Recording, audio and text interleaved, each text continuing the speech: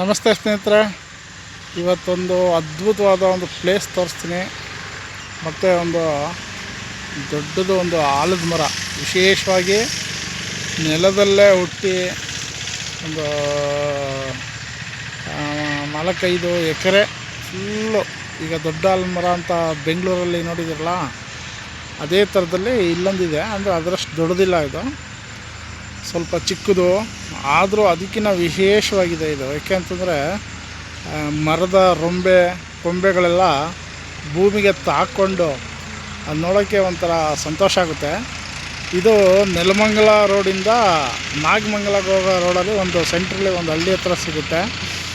ಅದು ನೀವು ಯಾವಾಗಾದರೂ ಒಂದು ಸಲ ವಿಸಿಟ್ ಮಾಡಿ ಸ್ನೇಹಿತರೆ. ತೋರಿಸ್ತೀನಿ ನೋಡಿ ಈಗ ಅದ್ಭುತನ.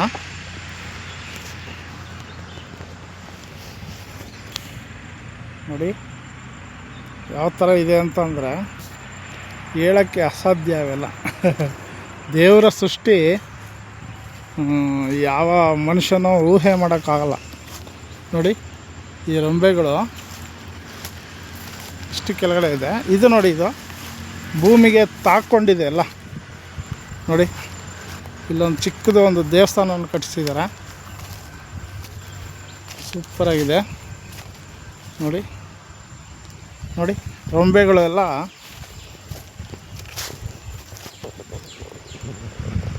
ನೋಡಿ, ರೆಂಬೆ ಎಲ್ಲ ಯಾವ ಥರ ಇದೆ, ಕೈಗೆ ಸಿಗುತ್ತೆ ನೋಡಿ. ಎಲ್ಲ ನೆಲಕ್ಕೆ ತಾಕಿಸ್ಕೊಂಡಿದೆ, ಅದ್ಭುತವಾಗಿದೆ. ಯಾರಾದರೂ ಈ ರೋಡಲ್ಲಿ ಬಂದಾಗ ಒಂದು ವಿಸಿಟ್ ಮಾಡಿ, ತುಂಬ ಅದ್ಭುತವಾಗಿದೆ. ನೋಡಿ ಎಷ್ಟು ವಿಶಾಲವಾಗಿ ಬೆಳೆದಿದೆ ಮರ. ನೋಡಿ ಸುತ್ತಮುತ್ತ ಫುಲ್ಲು ರೆಂಬೆಗಳೇ, ಎಲ್ಲ ಭೂಮಿಗೆ ತಾಕೊಂಡು ಬಿದ್ದೋಗಿದ್ದಾವೆ ಎಲ್ಲ. ಇದು ಸುಮಾರು ಒಂದು 200-300 ವರ್ಷ 400 ವರ್ಷದ ಇತಿಹಾಸ ಇರಬೇಕು ಈ ಆಲದ ಮರಕ್ಕೆ. ನಾನು ಯಾವಾಗಲೂ ಈ ರೋಡಲ್ಲಿ ಓಡಾಡ್ತಾ ಇರ್ತೀನಿ, ಆದರೆ ಒಂದು ಸಲ ಇಲ್ಲಿ ಬಂದು ಒಂದು ಸಲ ನೋಡ್ಕೊಂಡು ಹೋಗಿದ್ದೆ. ಈ ಸಲ ನೋಡಬೇಕು ಅಂತ ಒಂದು ಆಸೆ ಆಯಿತು.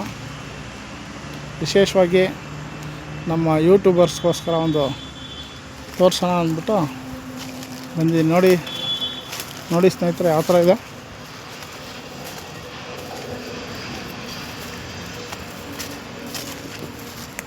ನೋಡಿ ನಮ್ಮ ಐರಾವತ ಅಲ್ಲಿದೆ, ಟ್ಯಾಂಕ್ ಪಕ್ಕ. ನೋಡಿ ರೋಡ್ ಪಕ್ಕನೇ ಇದೆ. ನೋಡಿ ನೆಲಮಂಗಲ ಟು ನಾಗಮಂಗಲ ಅಥವಾ ನಾಗಮಂಗಲ ಟು ನೆಲಮಂಗಲ. ನೋಡಿ ವೆಹಿಕಲ್ಸ್ ಎಲ್ಲ ಓಡಾಡ್ತಾ ಇದೆ. ಈಗ ನೋಡಿ ನಮ್ಮ ಐರಾವತನೂ ಇದೆ. ನಾನು ಐರಾವತ ಹೋಗ್ತಾ ಇದ್ದೀನಿ.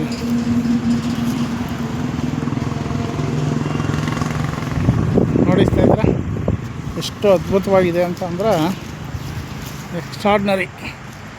ಜೀವನದಲ್ಲಿ ಇವೆಲ್ಲ ಅದ್ಭುತಗಳನ್ನ ನಾವು ನೋಡಲೇಬೇಕು. ನಾವು ಮನುಷ್ಯ ಆದಮೇಲೆ ದೇವರ ಸೃಷ್ಟಿ ಯಾವ ಥರ ಇರುತ್ತೆ ಅಂದರೆ ಊಹೆ ಮಾಡೋಕ್ಕೋಗಲ್ಲ.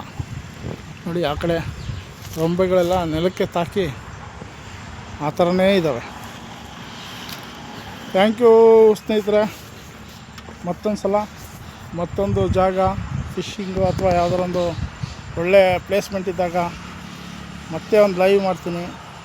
Thank you, love you.